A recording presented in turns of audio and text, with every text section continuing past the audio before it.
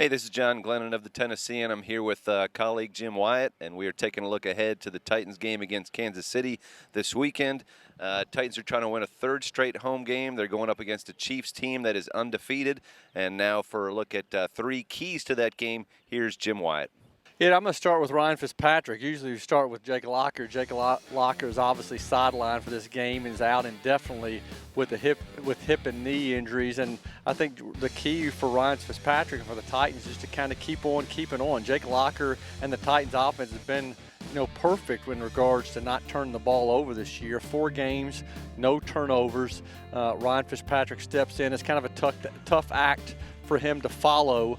It's going to be an adjustment for him, I think, because the speed of the game is different. He stepped in and played in the second half against the Jets. But coming in and playing, from the get-go is going to be different. So he has to respond well to that, and the Titans have to do a good job of protecting him.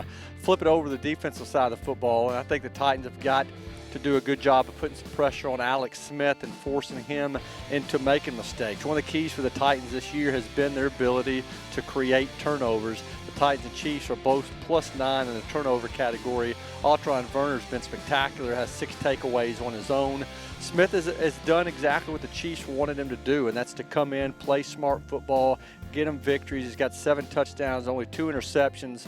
The thing about him is he scares you a little bit because he can take off and run. He's second on the team in rushing yards, over 150 yards in 4 games. So while the Titans need to rattle him a little bit, they don't want to rattle him enough where he takes off and burns them with his legs. And I think the third key is the Titans they've got to run the football. I think that's going to take some pressure off of Fitzpatrick and the offense. Chris Johnson, pretty modest, 3.3 average per carry this year. And, look at Jamal Charles with the Chiefs. His average per carry is down this year as well. He's averaging 4.1. Neither one of these speedsters has managed to break away, at least have a long breakaway run this year. Does that come this week?